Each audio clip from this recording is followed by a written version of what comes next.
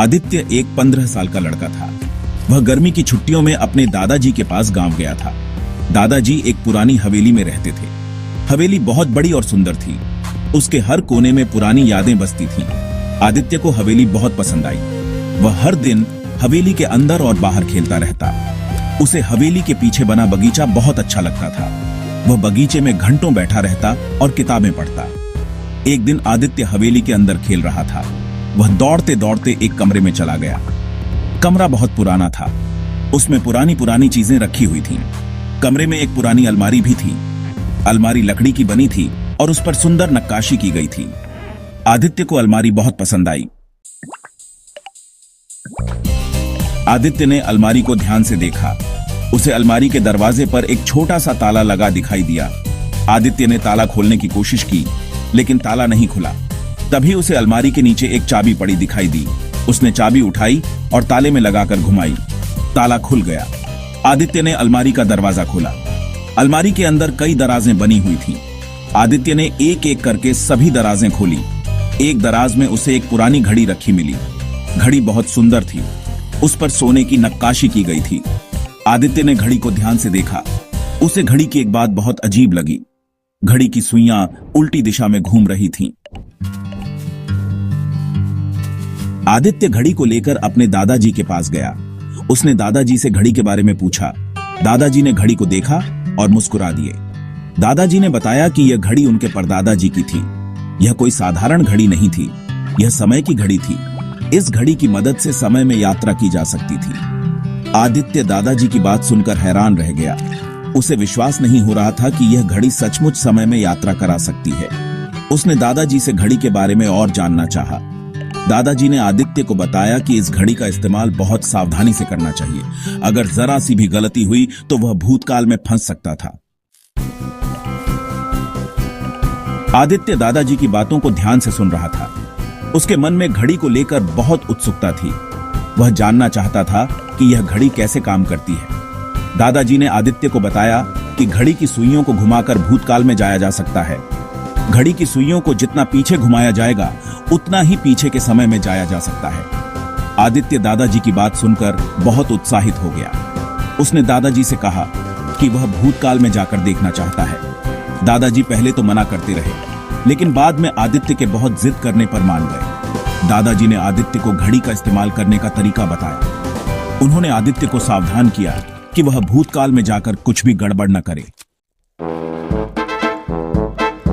Section 5 भूतकाल में हस्तक्षेप। आदित्य दादाजी की बातों को ध्यान से सुन रहा था। दादाजी ने उसे समय यात्रा के खतरों के बारे में बताया और समझाया कि भूतकाल में हस्तक्षेप करने से वर्तमान और भविष्य पर गंभीर प्रभाव पड़ सकते हैं। उसने दादाजी से वादा किया कि वह भूतकाल में जाकर कुछ भी गड़बड़ नहीं करेगा।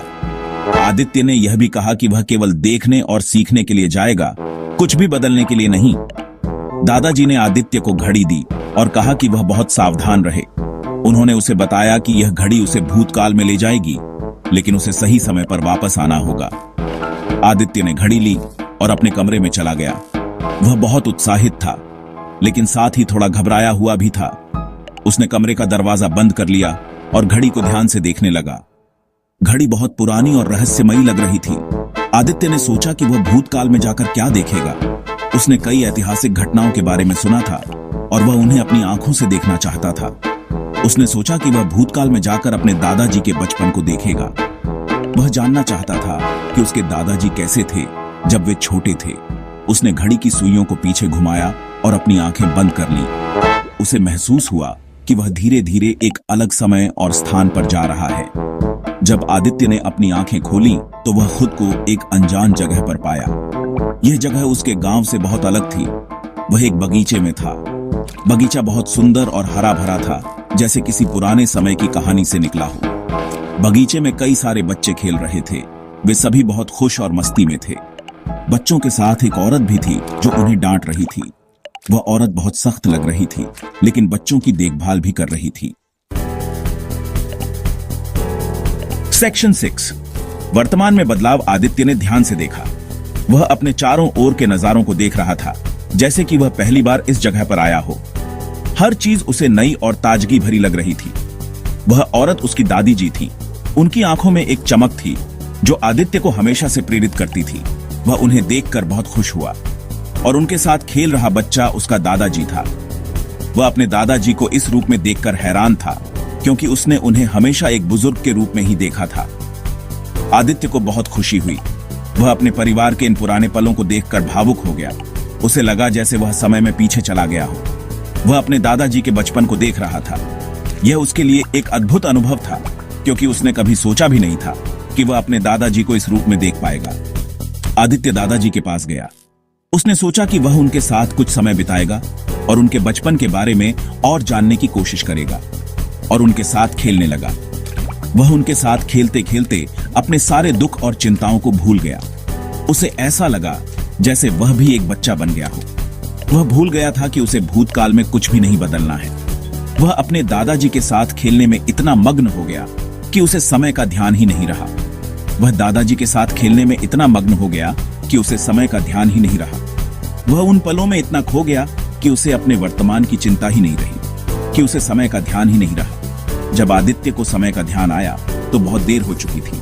उसने देखा कि उसके आसपास का नजारा बदल गया है।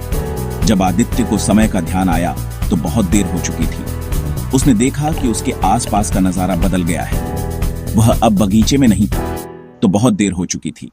उसने देखा कि उसके आसपास का नजारा बदल गया है। वह अब बगीचे में नहीं था, वह एक अंधेरी जगह पर था। आदित्य घबरा गया। उसने देखा कि उसके आसपास का नजारा बदल गया है। वह अब बगीचे में नहीं था, वह एक अंधेरी जगह पर था। आदित्य घबरा गया। उसे समझ नहीं आ रहा था कि वह कहाँ है। वह अब बगीचे में नहीं था, वह एक अंधेरी जगह पर था। आदित्य घबरा गया। उसे समझ नहीं आ रहा था कि वह कहाँ है। उसने घड़ी को देखा, वह एक अंधेरी जगह पर था। आदित्य घबरा गया। उसे समझ नहीं आ रहा था कि वह कहाँ है। उसने घड़ी को देखा, घड़ी की सुइयां टूट चुकी थी। उसे समझ नहीं आ रहा था कि वह कहाँ है। उसने घड़ी को देखा, घड़ी की सुइयां टूट चुकी थी। आदित्य को समझ आ गया कि उसने बहुत बड़ी गलती कर दी है। घड़ी की सुइयां टूट चुकी थी। आदित्य को समझ आ गया कि उसने बहुत बड़ी गलती कर दी है। वह अपने दादाजी के साथ खेलने में इतना मग्न हो गया था कि उसने समय का ध्यान ही नहीं रखा। आदित्य को समझ आ गया कि उसने बहुत बड़ी गलती कर दी है। वह अपने दादाजी के साथ खेलने में इतना मग्न हो गया था कि उसने समय का ध्यान ही नहीं रखा। अब उसे समझ में आ रहा था कि समय का महत्व कितना अधिक है। सेक्शन 7। समय को सुधारने की कोशिश। आदित्य ने सोचा कि अब क्या होगा। वह अपने जीवन में एक ऐसे मोड़ पर था जहां उसे समझ नहीं आ रहा था कि आगे क्या करना चाहिए। बगीचे में खड़ा होकर उसने अपने चारों ओर देखा और महसूस किया कि वह एक अजीब सी स्थिति में फंस गया है। वह अंधेरी जगह पर फंस गया था। चारों ओर घना अंधेरा था और उसे कुछ भी साफ दिखाई नहीं दे रहा था। उसे ऐसा लग रहा था जैसे वह किसी भूतकाल में फंस गया हो। उसे समझ नहीं आ रहा था कि वह यहां से कैसे निकलेगा। उसके मन में कई सवाल उठ रहे थे। क्या वह यहां हमेशा के लिए फंस जाएगा? क्या उसे कभी बाहर निकलने का रास्ता मिलेगा? तभी उसे अपनी जेब में दादाजी की दी हुई एक पर्ची याद आई। ये पर्ची उसके दादाजी ने उसे बहुत पहले दी थी, जब वह छोटा था। दादाजी ने कहा था कि यह पर्ची उसे किसी भी मुश्किल समय में मदद करेगी। आदित्य ने पर्ची को जेब से निकाला और पढ़ने लगा। पर्ची पर लिखे शब्द उसे अब भी याद थे, लेकिन उसने फिर भी ध्यान से पढ़ा। पर्ची पर लिखा था कि अगर वह कभी भूतकाल में फंस जाए तो उसे शांत रहना चाहिए और घड़ी की सुइयों को धीरे धीरे घुमाना चाहिए। यह निर्देश उसे अजीब लगे, लेकिन उसने सोचा कि इसे आजमाने में कोई हानि नहीं है। आदित्य ने पर्ची पर लिखे निर्देशों का पालन किया। उसने अपनी घड़ी निकाली और उसकी सुइयों को धीरे धीरे घुमाने लगा। उसे यकीन नहीं था कि यह काम करेगा, लेकिन उसके पास और कोई विकल्प नहीं था। उसने घड़ी की सुइयों को धीरे धीरे घुमाया। जैसे जैसे वह सुइयों को घुमा रहा था, उसे महसूस हुआ कि उसके आसपास का माहौल बदलने लगा है। धीरे धीरे उसके आसपास का नजारा बदलने लगा। अंधेरा छंटने लगा और उसे फिर से बगीचा दिखाई देने लगा। यह एक जादुई अनुभव था, जैसे समय ने खुद को सुधार लिया हो। अंधेरा छंटने लगा और उसे फिर से बगीचा दिखाई देने लगा। उसने राहत की सांस ली और महसूस किया कि वह अब सुरक्षित है। आदित्य ने राहत की सांस ली। वह फिर से बगीचे में पहुंच गया था। उसे लगा जैसे उसने एक बड़ी बाधा पार कर ली हो। वह फिर से बगीचे में पहुंच गया था। उसने चारों ओर देखा और महसूस किया कि सब कुछ सामान्य हो गया है। यह एक नई शुरुआत थी। उसने तय किया कि वह अब भूतकाल में कुछ भी नहीं बदलेगा।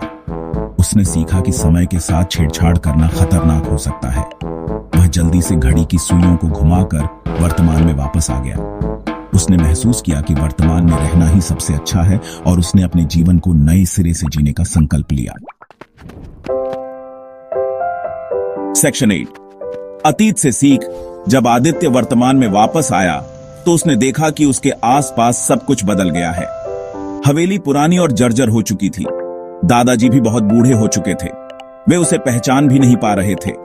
आदित्य समझ गया कि उसने भूतकाल में जो गलती की थी उसका असर वर्तमान पर पड़ा है। उसे बहुत पछतावा हुआ। उसने दादाजी से माफी मांगी। दादाजी ने आदित्य को गले लगा लिया। उन्होंने आदित्य को समझाया कि भूतकाल में जाकर उसे सिर्फ देखना चाहिए, बदलना नहीं चाहिए। भूतकाल हमारे लिए एक सीख है जिसे हमें भविष्य में बेहतर करने के लिए इस्तेमाल करना चाहिए। सेक्शन 9, समापन। समय का महत्व। आदित्य ने दादाजी की बातों को ध्यान से सुना। उसे अपनी गलती का एहसास हो गया था। उसने तय किया कि वह भविष्य में कभी भी भूतकाल में जाकर कुछ नहीं बदलेगा। आदित्य ने घड़ी को दादाजी को वापस दे दी। उसने दादाजी से वादा किया कि वह इस घड़ी का इस्तेमाल बहुत ही सावधानी से करेगा। दादाजी ने आदित्य को गले लगा लिया। आदित्य को इस घटना से बहुत बड़ी सीख मिली थी। उसे समझ आ गया था कि समय बहुत कीमती है। हमें समय का सदुपयोग करना चाहिए और अपने भूतकाल से सीखकर अपने भविष्य को बेहतर बनाना चाहिए।